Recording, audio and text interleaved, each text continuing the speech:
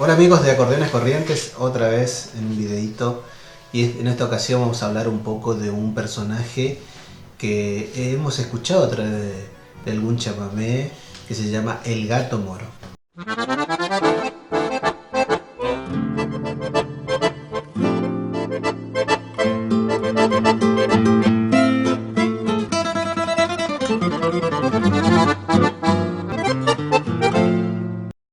Hola amigos de Acordeones Corrientes, hola amigos chamameceros. Vamos a escuchar un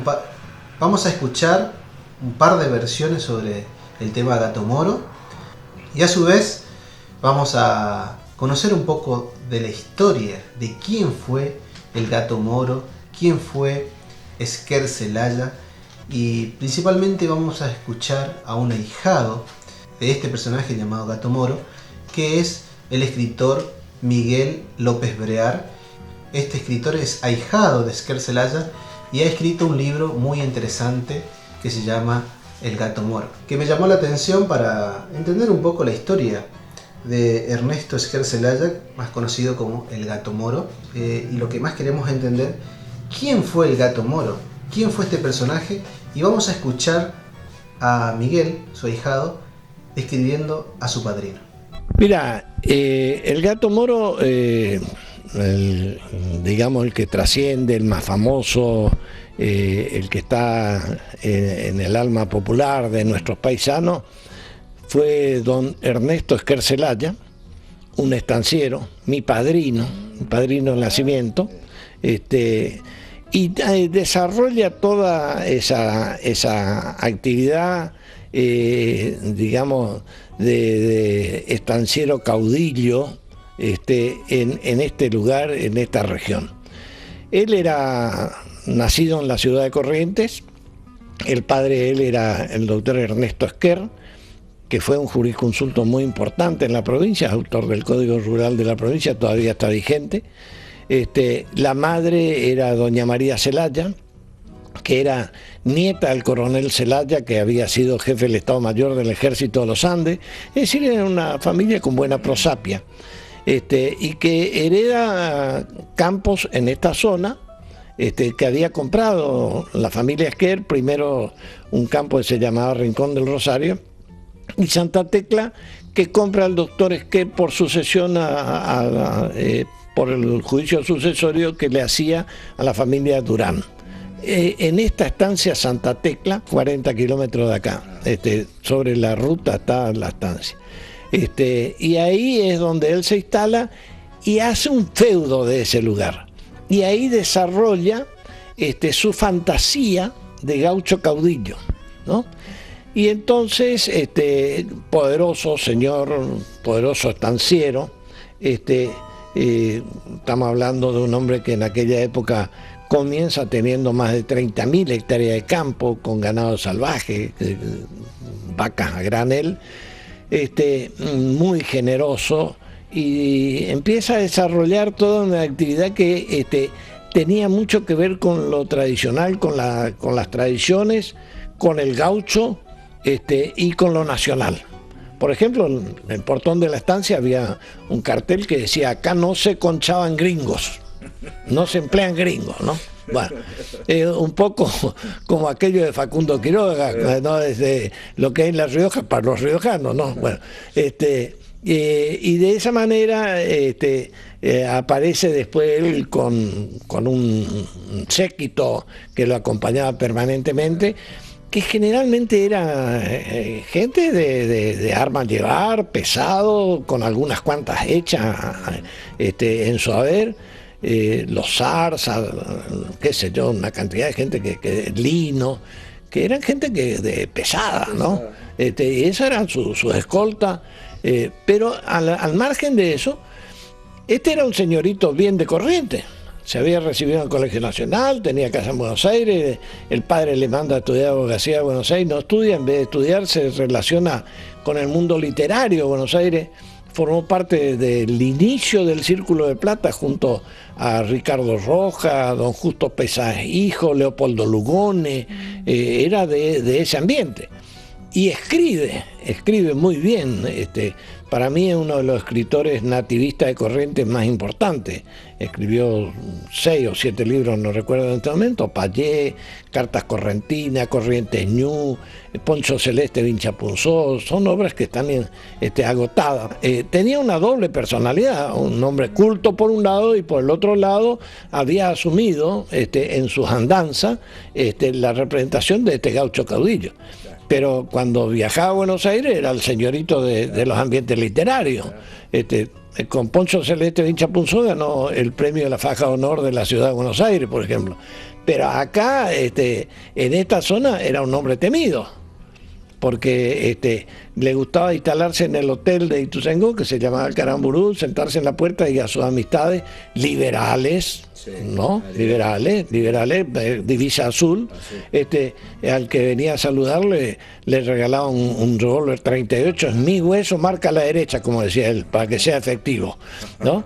Y él mismo tenía uno que en el caño tenía grabado en oro que decía: para el que nace desgraciado, este es su remedio, ¿no? Bueno, es decir, era todo un personaje. Y de él se cuenta 1000 anécdotas y una fantasía extraordinaria, de las cuales hay que saber desmenuzar muy bien, o haberlo conocido muy bien para saber cuáles son reales y lo que es el resto del vuelo popular, claro, donde cuentan cosas asombrosas. Y cuando presenté el libro en Corrientes, una señora se me acercó y me dijo: ¿usted conoció la estancia? Sí, por supuesto. ¿Y se acuerda del comedor?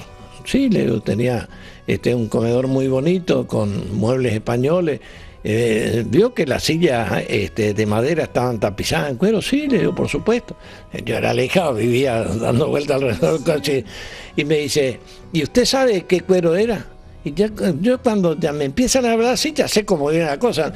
Y la verdad que no me acuerdo, ¿habrá sido vacuno? No, eran cueros de personas que mataba Esquer. Como el cuero de Herón de atrás que saca Urquiza para mandar a hacer la manea. Bueno, o sea que hay una fantasía extraordinaria detrás de este personaje popular, que él mismo creó, porque él hizo el personaje y él le dio vuelo con algunas cuantas hechas que por ahí son reales. Cuando se habilitó la ruta 12 y pasó la primera línea de colectivo, que se iba abriendo tranquera, cuando pasó el primer colectivo, paró el colectivo, le valió a todas las cubiertas y bajó todo el pasaje y le dijo: ¿usted quién le autorizó a pasar por acá? Era ruta nacional, la alzó a todo en su colectivo personal y le trajo y le embarcó y le pagó el pasaje a todos que se vayan de vuelta, por ejemplo, cosa de ella, ¿no? Bueno, ese era el personaje. O sea que es riquísimo en la historia personal de él, pero mucho más rico en la fantasía de la gente, y vive a través inclusive de los chamamés, el gato moro y todo esto de Tarragorros. Pero lo que no se dice y no se conoce es su obra literaria, que yo creo que es lo que falta rescatar, y faltaría reeditar sus obras porque son fantásticas. Así que, amigos chamameceros, acá estamos entendiendo un poco la historia del chamamé y la historia de estos personajes que hacen al folclore chamamecero, y vamos a escuchar la primera versión a cargo del conjunto Irundú, el tema El Gato Moro. Danza india de mi tierra con rumor a pajonales, son tus notas los baguales retosando en un tapé, y sos llanto de una guaina sosteniendo a su querido que cayera malherido por tu culpa, chamamé.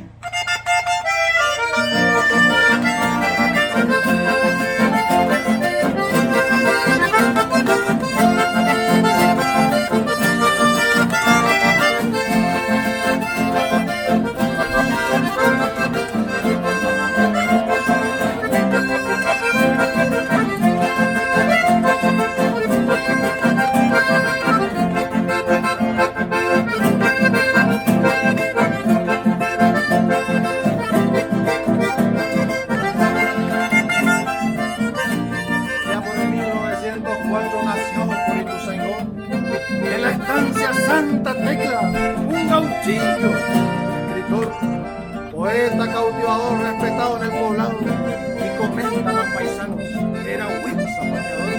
En la rueda de peones tecleaba la verdurera, y además de buen patrón, se decía en la región, era gaucho, agarrera.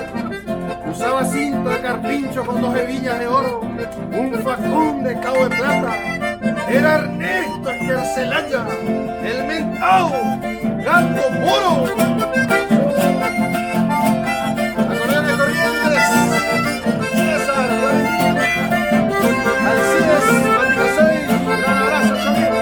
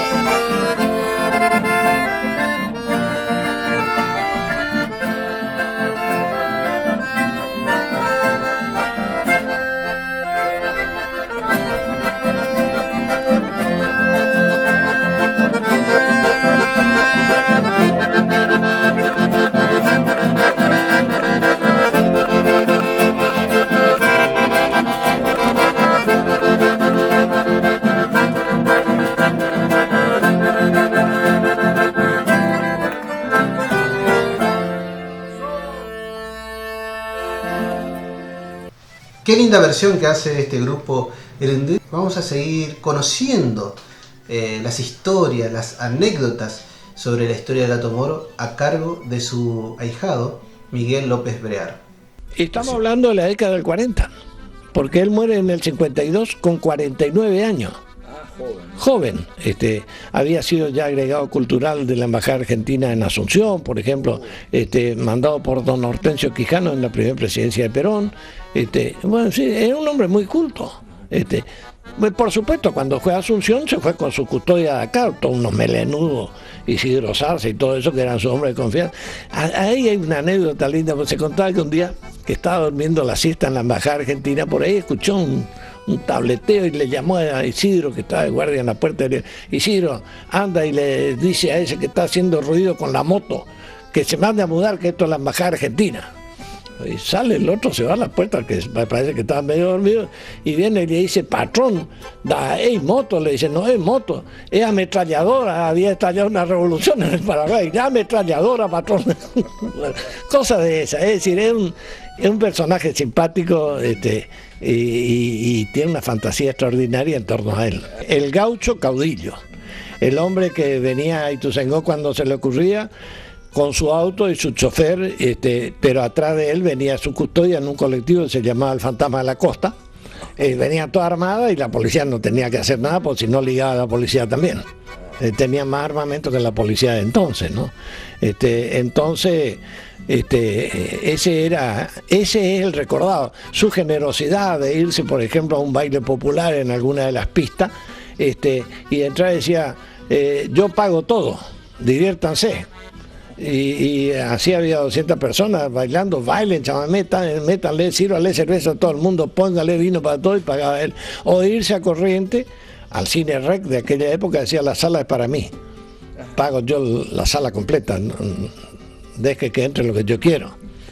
Había vacas de respaldo, ¿no? Había muchas vacas, sí, terminó también con pocas vacas, ¿no? Regalando casi todo, vendió mucho campo y todo. Cuando muere ya le quedaba ya por 4 o 5 mil hectáreas, había vendido el resto. Qué interesante saber la vida y la historia de Esquer-Zelaya, que solamente no es un personaje desde el punto de vista del tema del Gato Moro, sino también que fue una persona destacada dentro de lo que es la literatura argentina, dentro de esa corriente nacionalista, folclórica, donde Esquer-Zelaya se ha lucido con su pluma. También él ha ideado, como hemos escuchado a través de las historias de su ahijado, en sí dos personajes. Por un lado, el Esquer-Zelaya literario, el Esquer-Zelaya culto, y por otro lado el Esquer-Zelaya o Gato Moro fantástico, una persona que ha recreado un personaje con toda esa mitología de caudillo, de bandolero, de persona perseguida o a perseguir, acaudalada. Ese personaje ha podido pulir Esquer-Zelaya. Vamos a escuchar otra versión muy interesante de El Gato Moro.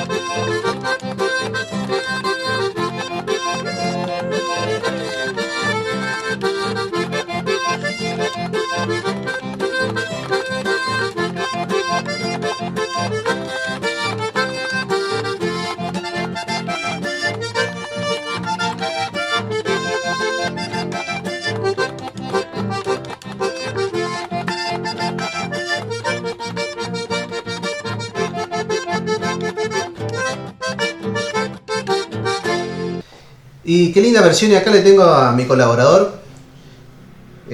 Ya es camarógrafo, ya está al otro lado manejando las cámaras y bueno, y está colaborando, que él se llama Juan Diego Florentín González, que es mi hijo, y él está haciendo sus primeras armas. Hola, gente. Muy bien, perfecto. Bueno, anda al otro lado. Qué lindo tener el apoyo de la familia, principalmente de un hijo, que a él le gusta todo esto, entender un poco el chamamé, y también me acompaña en todas las entrevistas y principalmente en la realización de estos videos. Seguimos con las historias de El Gato Moro. Tenía un diario, un periódico, que se llamaba Vincha, y publicaba en tono nacionalista, donde escribía Justo Pesaile, Ricardo Rojas, escribían todo en ese periódico, se editaba en Buenos Aires, pero a pie de imprenta decía editado en la estancia Santa Tecla, ¿no? Y se financia con los avisos de contratapa, ¿no? Y los avisos de contratapa era Doña María cena, hace chipa y vende al menudeo. Antonio Roja, gran enlazador que nos yerra, trabaja por día y por tanto. Fulano de tal, domador, cosas así. Esos eran los avisos, cosas muy simpáticas, muy simpáticas. Los sponsors del periódico. Escribió 7, de eso aparecieron 7 números. Bueno, y en tiempo de política era el caudillo, ¿no? Y en tiempo de política era liberal. Después del 46, acá hubo una gran parte del Partido Liberal, yo diría, no sé, un muy alto porcentaje, que se fue detrás del peronismo, porque el general Velasco, que era un hombre de mucha confianza del general Perón, era de esquina y era de tradición liberal, era liberal Velasco. Entonces, con tal motivo, los liberales, detrás de este general caudillo también y de mucho prestigio, cuando viene de Interventora Corrientes, se hacen peronistas. Y Esquer también se va. Pero además hubo una gran fracción del Partido Radical que se fue detrás de don Hortensio Quijano. Don Hortensio Quijano era radical y había creado la Junta Renovadora, y detrás de él se va. Pero Esquer eran de tradición liberal y se van con Velasco y se hacen peronistas. Tenía su vida doble personalidad, ¿no? La de Buenos Aires y de acá. La de Buenos Aires y la de Buenos Aires, los grandes centros, las grandes ciudades. Pues se iba a Posada, por ejemplo, paraban en el Hotel Savoy de Posada, es decir, más caro. Por supuesto que se alojaba ahí con todo su séquito, y sentado en la puerta estaba Isidro Zarza o Ramón Verón, alguno de sus custodias, y que nadie le moleste.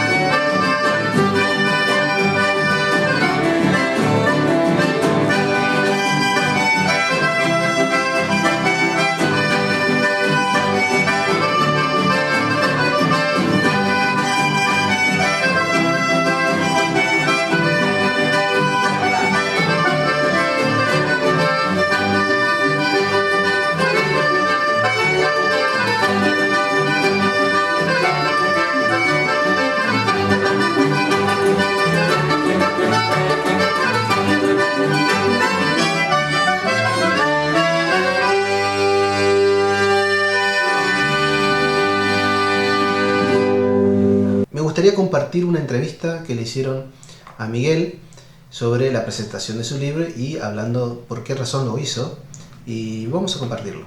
El título del libro es El gato moro, señor de Santa Tecla.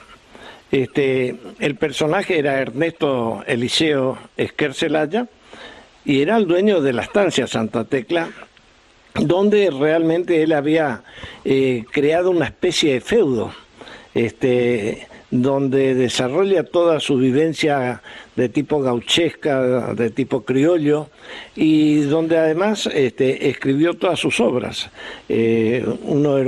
Para mí, uno de los mejores escritores nativistas que tuvo Corrientes fue Esquer.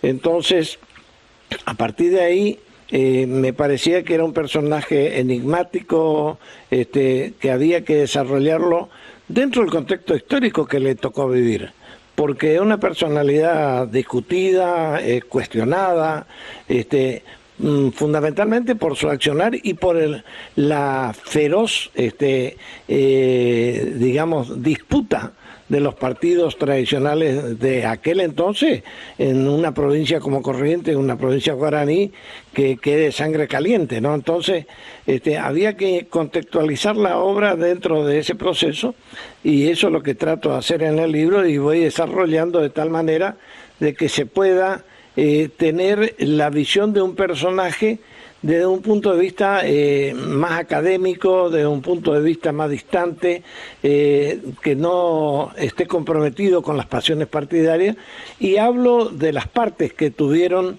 en conflicto en la época en que a él le toca vivir, porque en esa época él era de tendencia liberal, del Partido Liberal, y estaban los autonomistas, con quienes competían permanentemente, se tenían encontronazos. Bueno, hubieron una cantidad de hechos que la gente de antes de Ituzaingó conocen muy bien, y yo relato las dos partes, porque acá habían partidarios acérrimos de unas y de otros, y que uno niega la veracidad del otro, el otro niega la veracidad del otro, pero los documentos están, los hechos están, y eso es lo que yo trato de recoger. Es un libro como para que abra la puerta a una mayor investigación, seguramente. Ningún libro agota ningún tema. Entonces, este es un aporte para todos aquellos que puedan interesarle el personaje y puedan seguir a través de esto hilando, tomando mayor información, buscando los antecedentes, porque lo interesante es dejar en el curso de mi vida, en el curso de la vida del escritor, de aquel que pueda hacerlo, dejar los sellos, ir dejando los mojones. Uno se va en algún momento de la vida y no se puede llevar esta información. Entonces, mi intención fue dejar esto, ¿no?, como parte de mis conocimientos. Forma parte como un capítulo más dentro de los trabajos de investigación que siempre tuve dentro del área. En un momento determinado tuve que definir mi escritura, y entonces yo definí dentro de lo que podía ser la antropología sociológica de la región guaranítica. Mi producción se basa en eso. Escribo en dos líneas, una línea que es de creación pura, tratando de captar el habla de la gente de la región, y el otro que es el trabajo de investigación pura sobre fantasmas, mitos, costumbres, etcétera. Y ahí, entre eso, evidentemente aparecen personajes. Este es uno de los personajes que era muy cercano a nosotros, porque es de acá, de Ituzaingó, en un Ituzaingó nuevo, donde somos todos recién llegados. Me parecía que era importante insertarlo, de tal manera de que la gente empiece a conocer un poco las raíces del pasado de este lugar.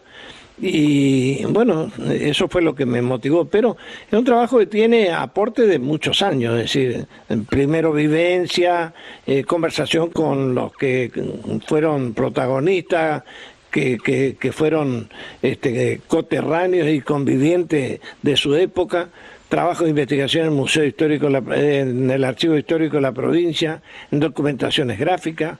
Y si bien es cierto que aparente ser pequeño el texto, estaría comprimido la información necesaria al objeto de tomar el personaje y tener un una especie de fotografía de quién era. Era un material que yo tenía de siempre. Yo soy ahijado de este personaje. Soy ahijado de bautismo, así que además lo conocí, conviví. Pero el material, cuando uno va a editar un libro, en lo posible tiene que tratar de que la crítica que se pueda hacer sea una crítica o infundada, o interesada, pero nunca una crítica que pueda venir a matar la realidad de lo que se puede estar expresando. Entonces, mis publicaciones tratan siempre de que lo que se pueda decir de lo que publico no tengan una raíz cierta. Amigo chamamecero, amigos de Acordeones Corrientes, espero que les haya gustado este video. La primera parte de la entrevista fue realizado por un programa que se llama Vivencias, que lo encontré en internet y bueno, lo edité. Y después la nota que le hicieron a la presentación del libro es a través de TV2. Nos vemos en el próximo video y no te olvides en suscribirte a mi canal, tanto en el Facebook como en YouTube o en Instagram. Nos vemos.